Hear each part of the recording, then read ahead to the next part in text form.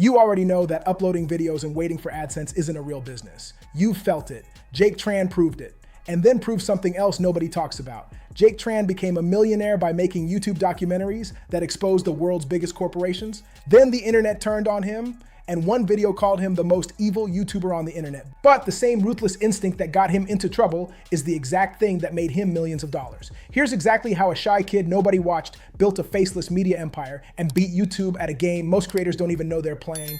It started long before any of the scandals, back when Jake couldn't get anyone to watch him at all. Jake grew up glued to YouTube. His favorite videos were the ones where creators explained how other creators made money, and that hooked him. So he copied them, starting a tech channel that reviewed gadgets like the big YouTubers he looked up to. It flopped, pulling in a couple thousand subscribers over 2 years and the odd $100 check. So he quit, went to college, got a software job, then dropped out because he was bored. He gave YouTube one more shot, all in. For another full year, it still didn't work. But he wasn't just posting the same videos and hoping for the best, which is the mistake he watched everyone around him make. As he puts it, no matter how many times you post a bad video, it's still a bad video. You have to keep changing what you're doing, not just keep showing up. The change came from a book called Blue Ocean Strategy. The idea is simple. Instead of fighting for scraps in a crowded market, you find a space where you're the only option. Jake realized that when his video sat on the homepage next to a famous creator, being slightly better was pointless. People click the name they already trust. So he stopped trying to be a little better and started trying to be different. That meant going where other creators wouldn't. He built his own format by blending styles he loved, the business explainer, the movie-style video essay, and the look of big animated documentary channels, all aimed at money, power, war, and crime. If you wanted high-quality videos on the dark side of how the world runs, there was basically only him. His first real hit was a documentary about the finance YouTuber Graham Stephan. Jake sent it to Graham directly, Graham liked it enough to share it, and it jumped to 100,000 views. Then he made a video about war profiteering. Sure, only nerds like him would care, and it became one of his biggest yet, back when he had barely 20,000 subscribers.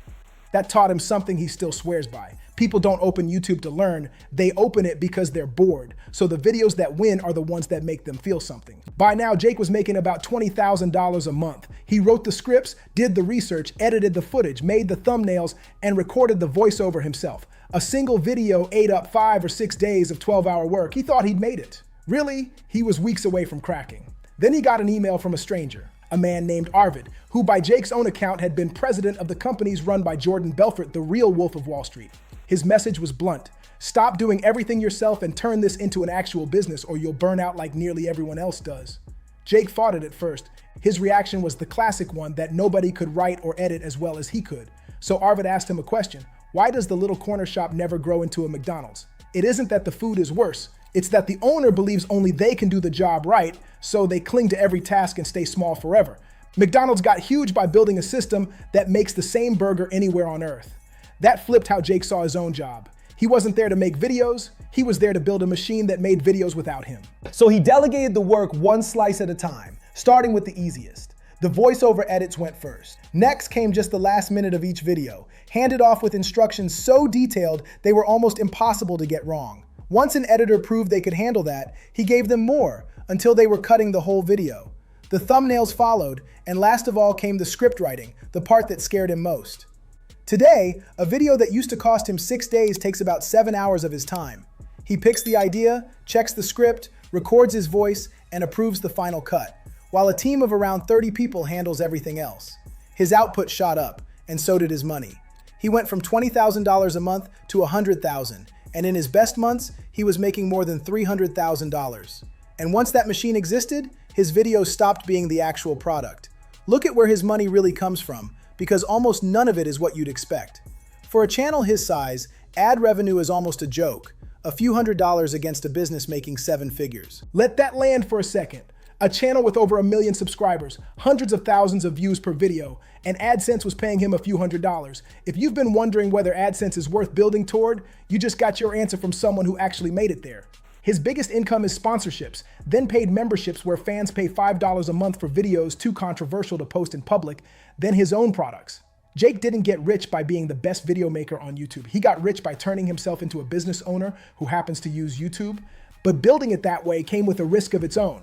And in the summer of 2022, it caught up with him. By then, Jake had about 1.5 million subscribers and a brand built entirely on exposing bad companies. Then he got exposed himself. A creator called CoffeeZilla pointed out that Jake had been running ads for sketchy crypto and NFT projects inside the same videos where he attacked corporate greed. One NFT project he promoted reportedly made around $1 million before crashing roughly 80%. The video calling him out hit nearly 1 million views in 10 days. Jake's reply was a public post that basically said he was sorry for nothing and that only poured fuel on it. One of the pile-on videos is where that most evil YouTuber title came from. You can decide for yourself how fair that was. But there's a real lesson buried in it, and it has nothing to do with ethics. It's about who controls your income. When you make your money renting out your credibility to whatever sponsor pays you, you're tied to companies you didn't build and can't fully trust. The creators who sell their own products never have to take that bet. Jake kept going, launching more channels, a skincare brand, and of course teaching his faceless system to others. Every move was the same play. Build another asset that's yours so no single platform decision can wipe you out. Here's what Jake Tran's story actually confirms, something you probably already suspected. The creators waiting for AdSense to save them are building the corner shop that stays small. The ones who build systems, collect emails, and sell their own products are building something YouTube can't touch. You were right to be suspicious of the AdSense model. Jake Tran just proved it with receipts. If you want the first step, the AdSense Escape Kit is in the description. It's the fastest way to start earning without leaning on AdSense, so the next time YouTube changes the rules, you barely feel it. And if you want the full system, the niches, the offers, the frameworks, and a community of creators doing exactly this, the Online Business Club is in the description too. It's run by Dave Nick, who's grown several faceless channels past 1 million subscribers without ever relying on AdSense as his main income. One-time payment, lifetime access, 90-day money-back guarantee. Let us know in the comments what you think about Jake Tran's YouTube journey.